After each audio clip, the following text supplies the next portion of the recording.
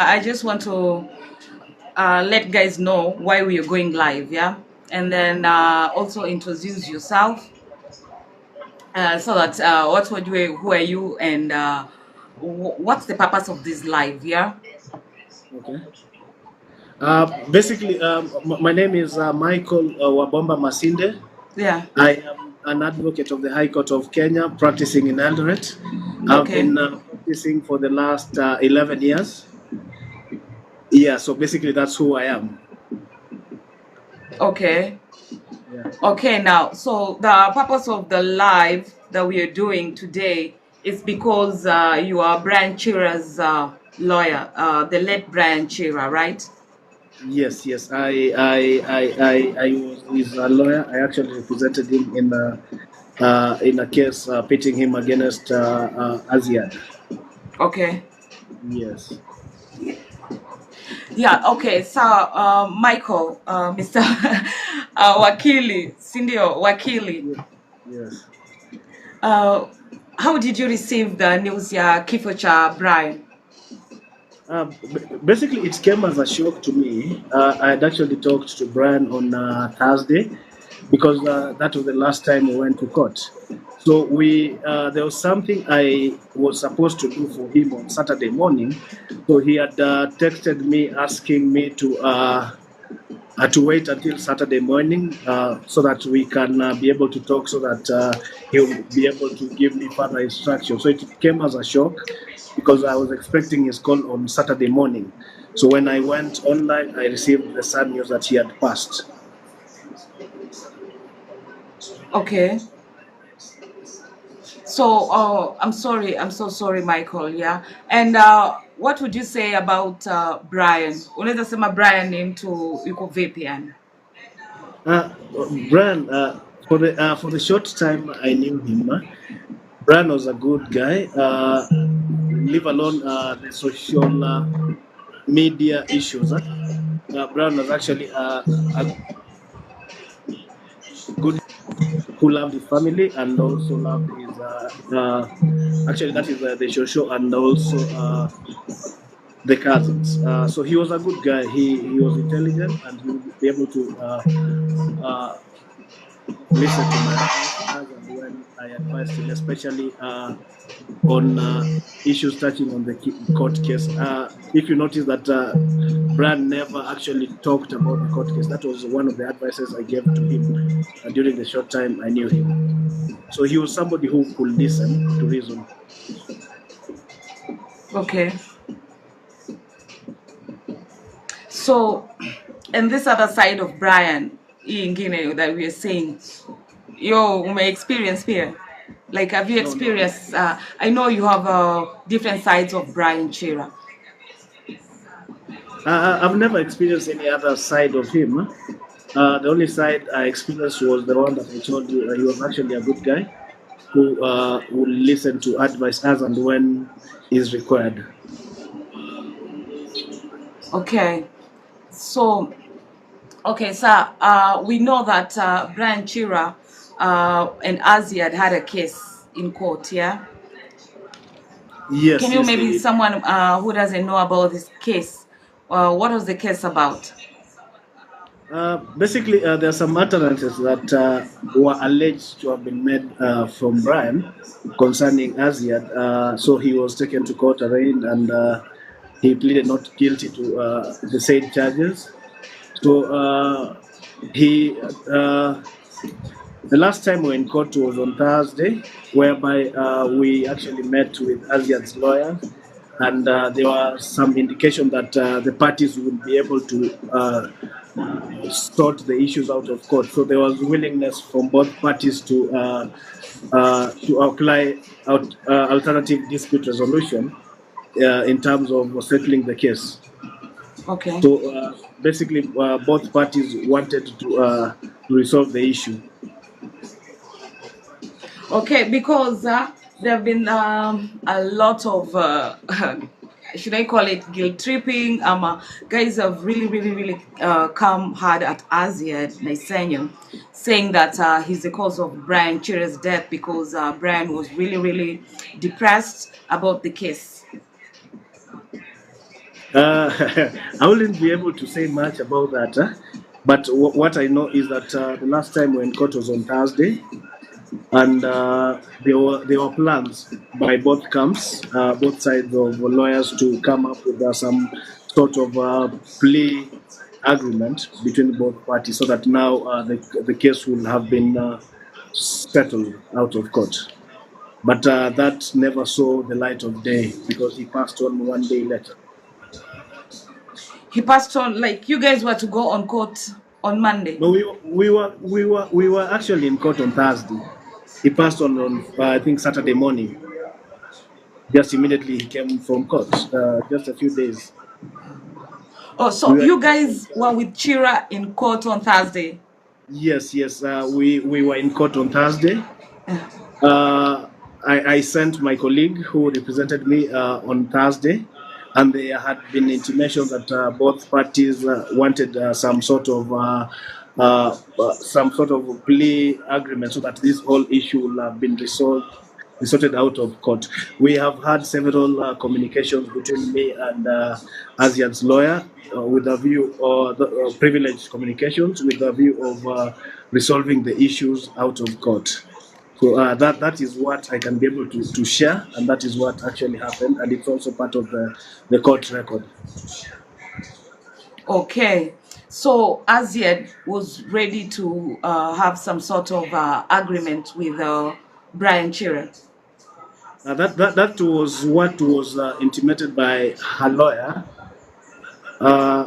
Basically, we were pushing for unconditional withdrawal of the charges, but their camp were pushing for some sort of plea agreements whereby Brian would have pleaded guilty to the offense and received a lesser sentence. So we had not yet actually agreed on the nitty-gritties, because our point of view was that we wanted unconditional withdrawal, so that now Brian didn't have to plead to anything.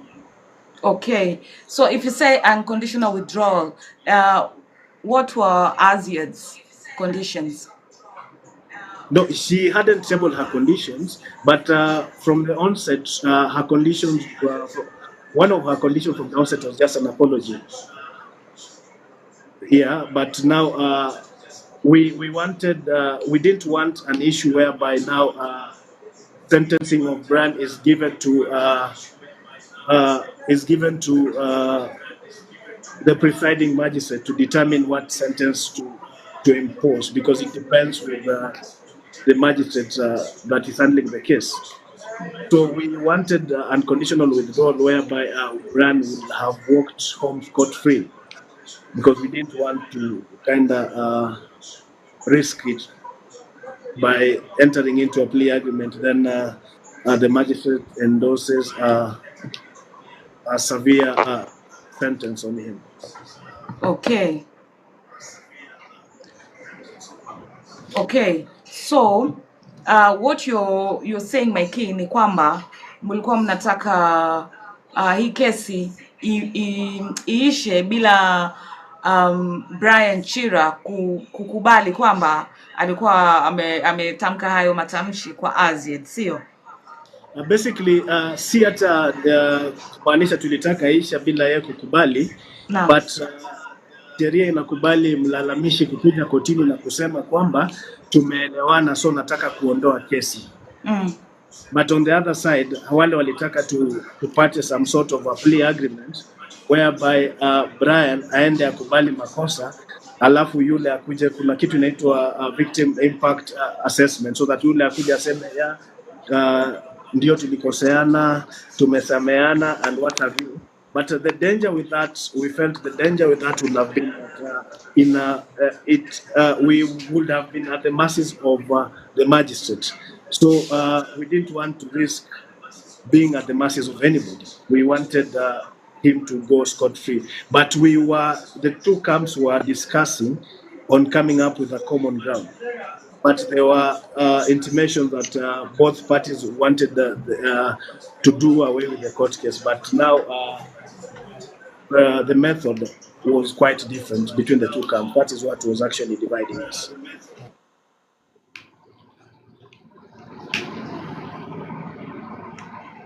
But anyway, at the end of it, so you're saying it never came to see the lights. So what's going to happen next now?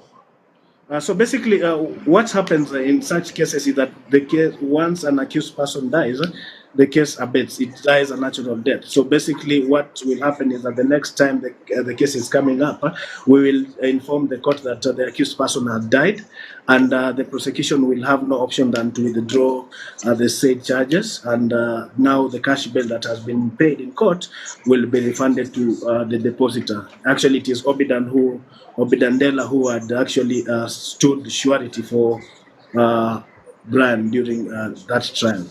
Yeah. Yeah. So as far as it now, because tumeona pia tuhuma nyingi kwamba Obidan hizo pesa amezipeleka wapi. This guy called Peter Kioi on TikTok alikuwa anasema kwamba hii pesa Obidan aseme ameipeleka wapi ama ameifanyia nini. So can you clarify that hii pesa as it now, wewe kama wakili wa Brian, hii pesa ishatoka au bado au inakuwaje? Hii pesa ijatoka, hii pesa iko kotini.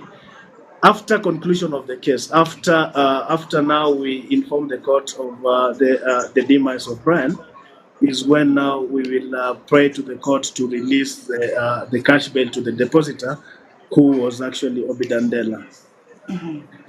Yes, so case hiyo pesa iko kotini, haijakuwa released to anybody.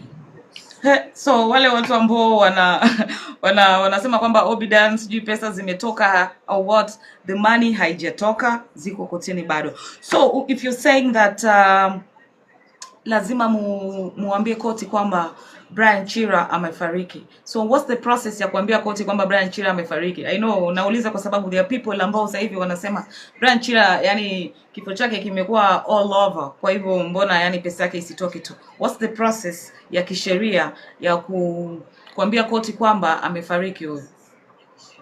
Basically, the process is that tutachukua the burial permit and also a copy of the postmortem report. Tutaenda kotini alafu tutaeleza koti kwamba amefariki, because normally you don't just go to court and say one ABCD has passed on. You need to tender tangible evidence to confirm that indeed the accused person has passed on. So tutachukua hizo stakabadhi alafu we'll tender them in court. Okay, sawa. So hii una plan kufanya lini? I'm planning to do it on the next. Hiyo case ilikuwa na mention. Sorry, I don't have my diary as at now, but I think it was coming up next month or something. But I'll just have to confirm. I'll have to confirm with my diary. Okay, so it was coming up for mention, like to say next month. Yeah, it was coming up for mention to confirm kama the two camps have come up with a common ground on how they intend to dispose of hiyo kesi. But kulikuwa na willingness from both camps.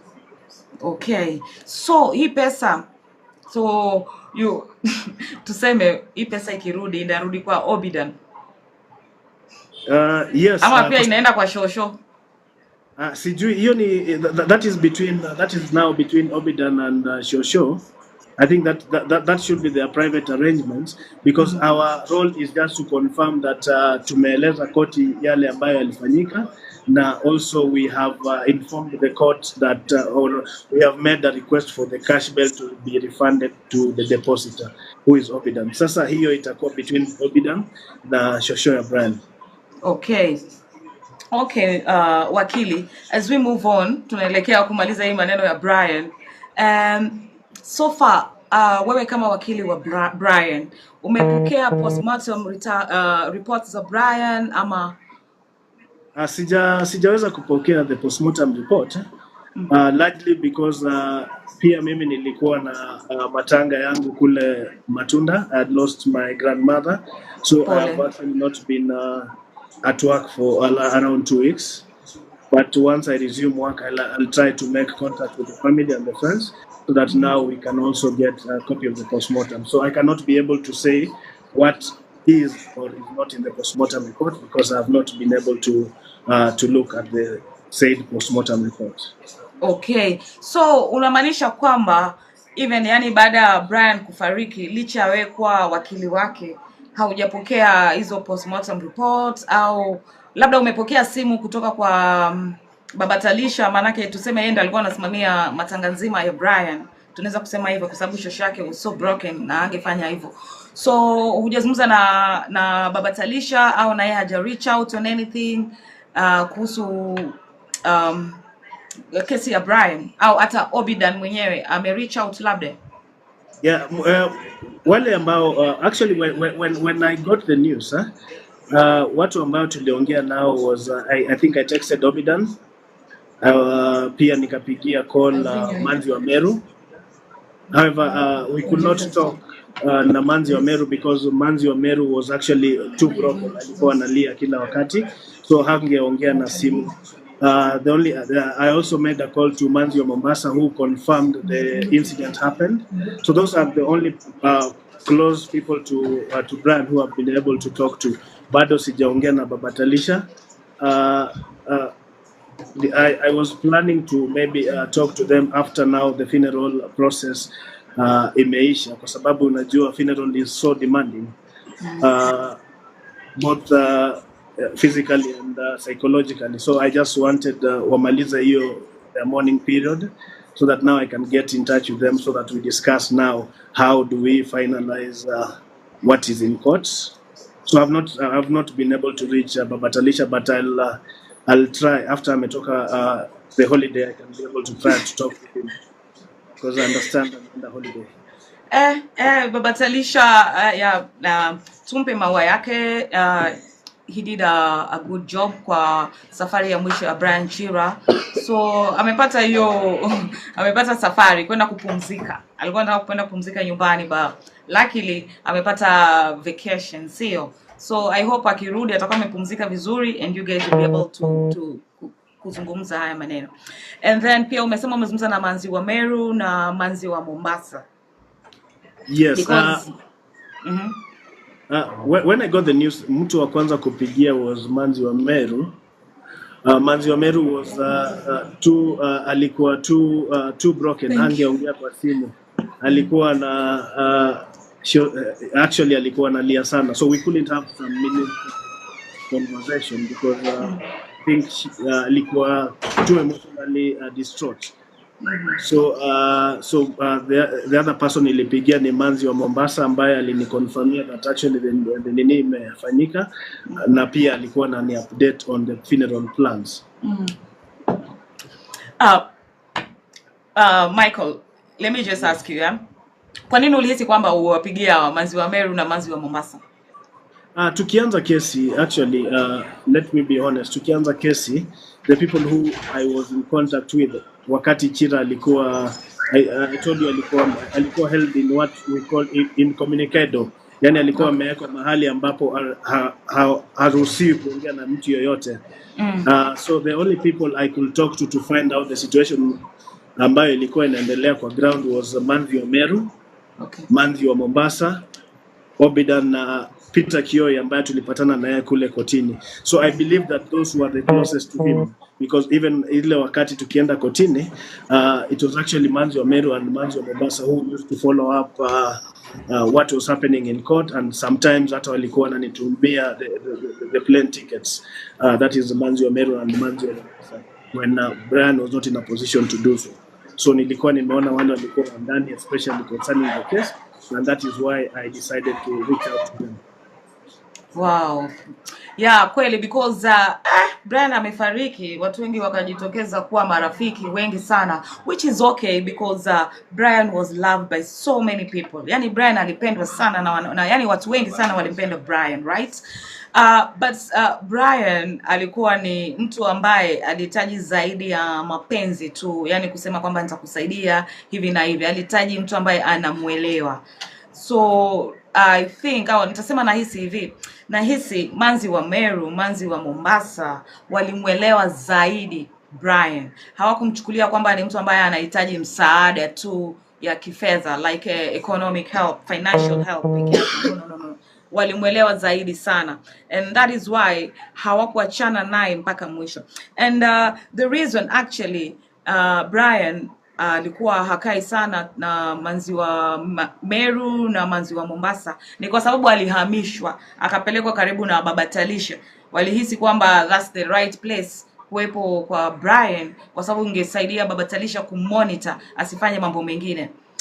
Sijui if it really helps, but at the end of it manzi wa Meru na manzi wa Mombasa walimwelewa kwa undani Brian Chira. That's what I can say, kwa sababu nilimpigia na mimi simu manzi wa Meru because najua and I know namjua pia ya ni rafiki, so nilimpigia simu kumpa pole zangu, and because nilihisi I know exactly anavyohisi, because walimchukulia Brian na walimwelewa vizuri sana sana sana sana, right?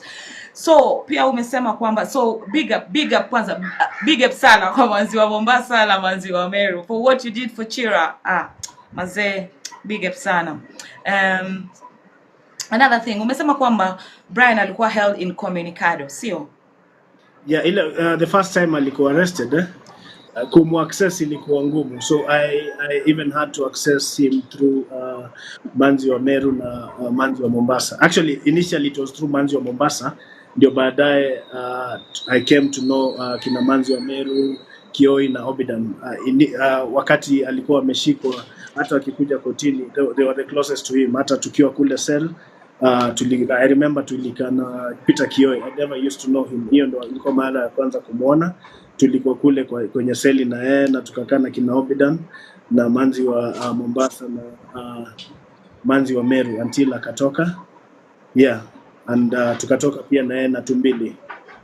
Okay.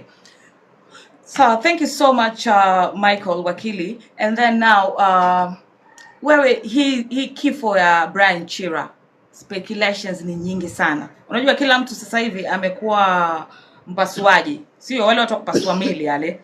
Kila mtu anaweza fanya postmortem, inaonekana Wakenya wote wanaweza fanya postmortem, na kila mtu ametoa maoni yake kwa kifo cha Brian. Wewe unasemaje? Kusema ukweli, I cannot be able to speculate at the moment because my training in law has always been to rely on the evidence that has been tabled. Now in this case, the evidence that is available ni ile postmortem report ambayo madaktari walifanya. I've not been able to see the said report. I've just had it, so I'll not be able to talk about it hadi wakati ambapo maybe nimetumiwa the same, then I can be able to speculate on what happened. But kesi kama zile, the police huwa wanaangalia vitu mingi sana.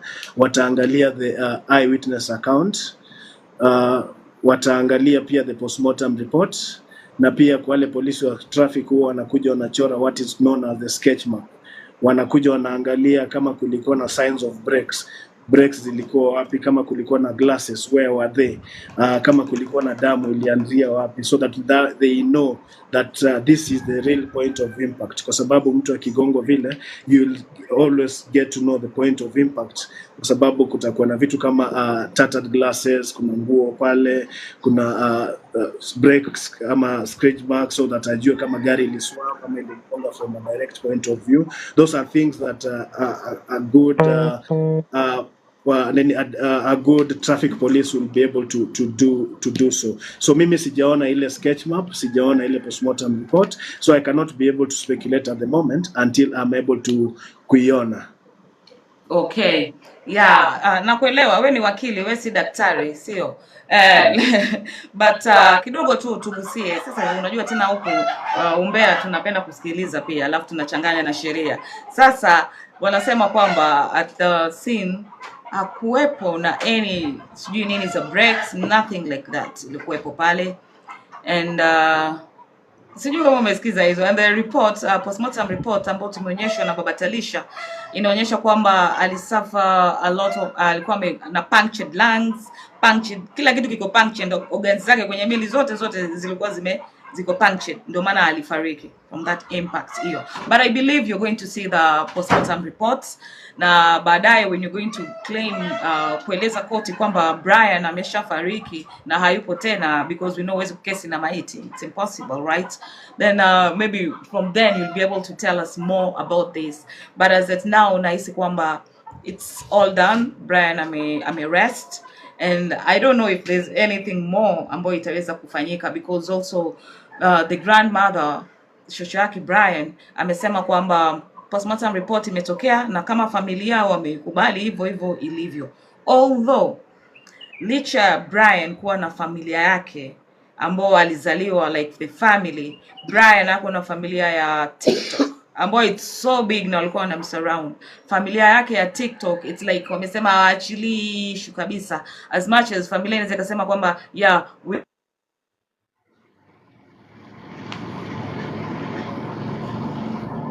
amesema hapana, watu wengi sana wanaendelea kufuatilizia hii story. So wewe kama wakili wa Brian,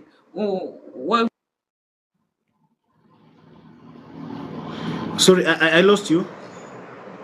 Okay, I'm sorry. Ulinipotelea, nilipotea kuanzia wapi? I've gotten what you wanted, what you actually communicating. Yes. Basically, what happens in such scenarios, kuna Yes. kuanga na kitu inaitwa public inquest, whereby in case kifo cha mtu cannot be ascertained, ama ndio anaonekana amekufa, lakini the way ama what happened hadi mtu akakufa cannot be ascertained, the law allows now the police to carry out what is called a public inquest. Public inquest ni ile yenye mnaenda koti inaita mashahidi yote ambayo wanaweza kuwa na kitu kuchangia kuhusiana na kifo cha yule mtu. So italingana na vitu mingi, so I cannot be able to state at the moment, but that is one of the avenues. If someone and feel, or maybe if a family member and feel that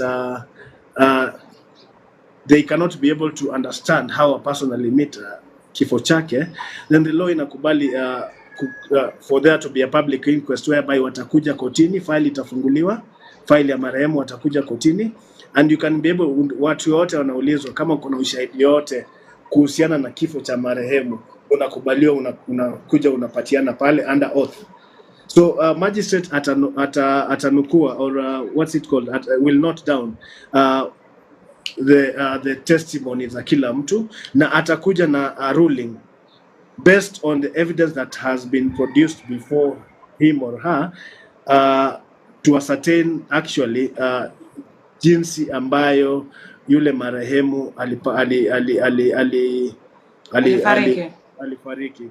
And during the public inquest, any person mwenye akona interest in the matter, kama wale ambayo unasema the TikTok family, wanakubaliwa ku appoint wakili ambayo ata cross examine all the witnesses ambayo wanakuja pale kusema or to give evidence about how a person died. So kwa ruling yake, if wakifind out that somebody was involved in the ruling, wakifind out that somebody was involved, yule magistrate ata make an opinion that so and so anafaa kuwa charged in a court of law based on the evidence iko pale, na atapatia DPP ile ruling ya inquest, alafu DPP will take it from there.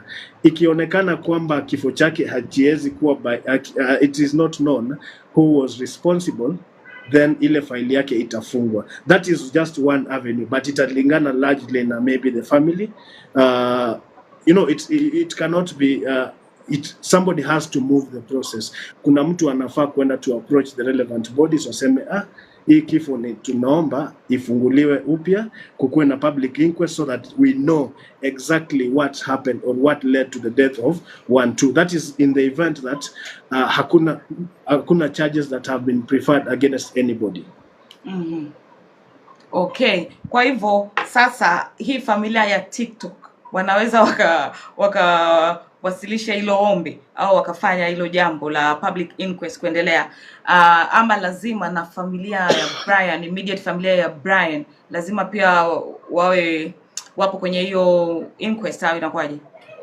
Sana huwa inakuwa anybody with interest in a matter. Kama you remember I think way back, was it Ouko's death or something, kulikuwa na public inquest where people waliitwa wakaambiwa give your testimony about what happened. Na at the end yule magistrate alipata kwamba haezi baini what exactly transpired and led to the death. So that is just an example of how public inquests are carried out.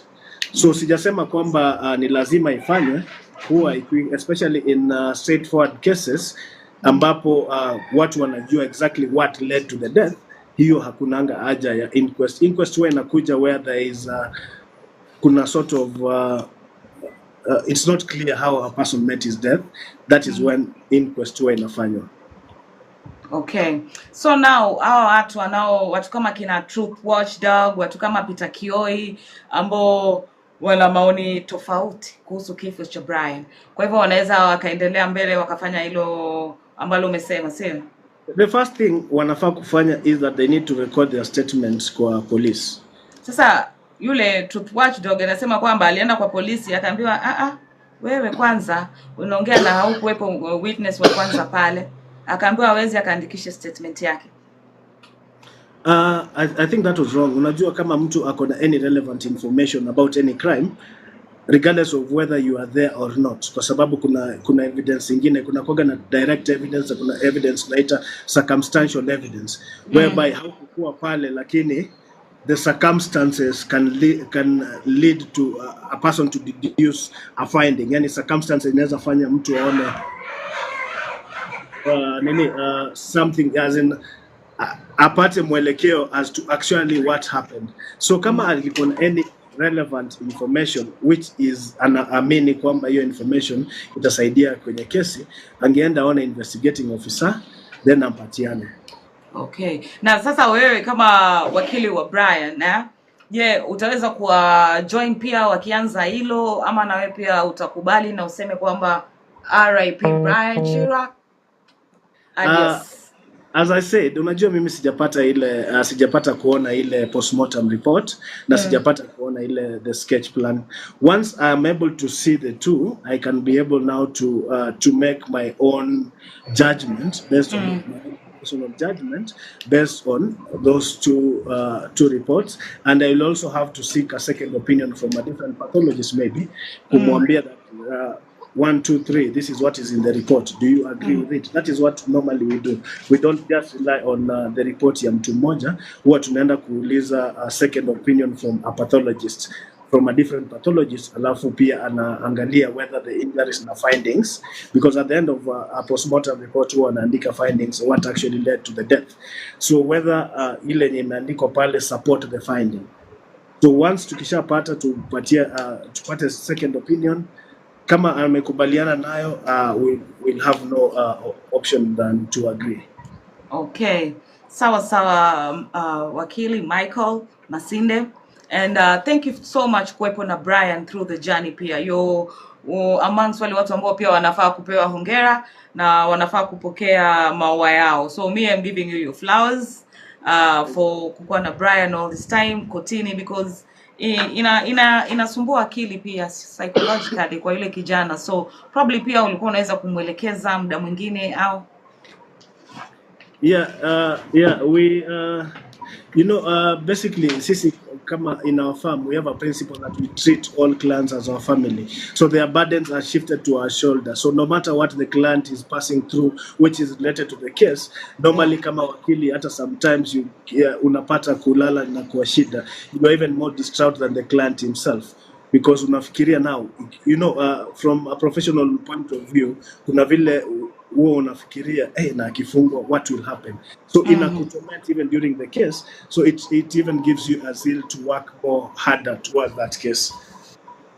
Okay, hiyo kitu ambacho umesema na akifungwa itakuwaje. Unajua Manzi wa Meru alikujaga akasema Brian was really stressed because now he didn't know. Kwanza after kesi ya Joy alikuwa yuko ile design ya what if, just the same way umesema Azziad'S alikuwa anataka like Brian akubali yoyote, but anaweka na conditions pale ambayo it would mean there was some sort of punishment ambayo lazima Brian angepokea. So nahisi kwamba hizo pia, sisemi kwamba ati Azziad alimuua Brian Chira, guys, so ukifikiria hivyo una maisha.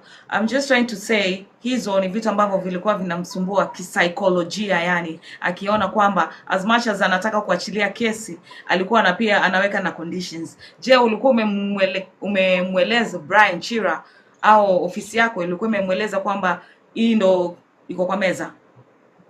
Yeah, we tuliongea na yeye hata hiyo siku when I sent my colleague because as I told you nilikuwa na matanga, my grandmother had passed on, so I couldn't make to go to court, so I had to send one of my colleagues kule kotini, but immediately it was sorted on the table, alinipigia and I was able to advise him, tukamweleza the implications on the same.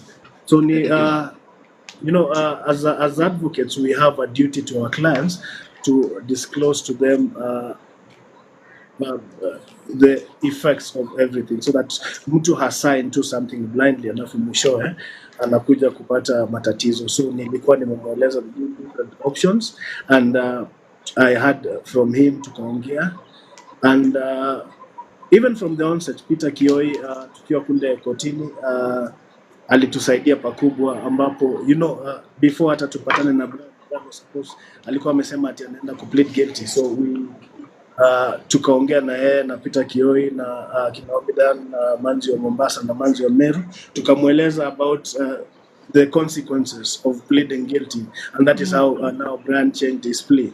So as advocates we have a duty to disclose the impacts of any actions taken by our clients. Okay, sawa basi. We have someone else hapa. Wacha tusikie what she has to say. She's called Tyra. And Tyra, we are having Brian Chira'S advocates. So if you can just say what you feel. I know you've been with us all through. Yeah. Good afternoon, Michael, Masinde. Nice to talk to you. I know we haven't met in person, but before I say my particular points, I'd like to give you a sante because I know it's not easy, especially if you are the advocate who's taking on a particular case that it has kind of brought a standstill, So I'm going to start by saying things that I've learned from what you've spoken about. Number one is this public inquest. This is when umesema watu wana kama kotini, advocates wanaenda wanasaidiana nini, they do what they're supposed to do, but they don't come into a conclusion. So they call the public, where the witnesses or anybody who was involved, whether directly or indirectly, would come and say something that involves the case. So, well, I think that's kind of a good thing because at the end of the day, families like Nyanyake Chira wanataka haki, na pia ile family ya watu wanamjua Chira, wale that are not related by blood, wanataka wajue. Number two, you spoke about circumstantial evidence. I am actually, as an individual, has been in a situation where I've got circumstantial evidence, and the way you've mentioned, umesema yule kwenye ile media yuitwaje, alienda polisi alijaribu kuweka statement na akakatazwa, and Mr. Masinde said that was wrong because at the end of the day huwezi jua kuwa hizo statement na venye watu huku public wanasaidia might end that case once and for all. Yeah. Number three is I liked it when he said that him as an advocate, he deals with evidence that has been tabled. Sababu umeongea kuwa kuna media houses nyingi, apart from media house, watu pia kwenye TikTok. We all know how TikTok is. Yeah? We all know how TikTok is. Na sisi kama binadamu tunapenda umbea. We love talking. Yani wewe bora upatiwe topic. That's the reason why after Chira'S death, every Tom, Dick and Harry came out talking about this death, but with their own subtopics. Lakini at the end of the day, tunajua kuna yani kile chanzo kilichomuua.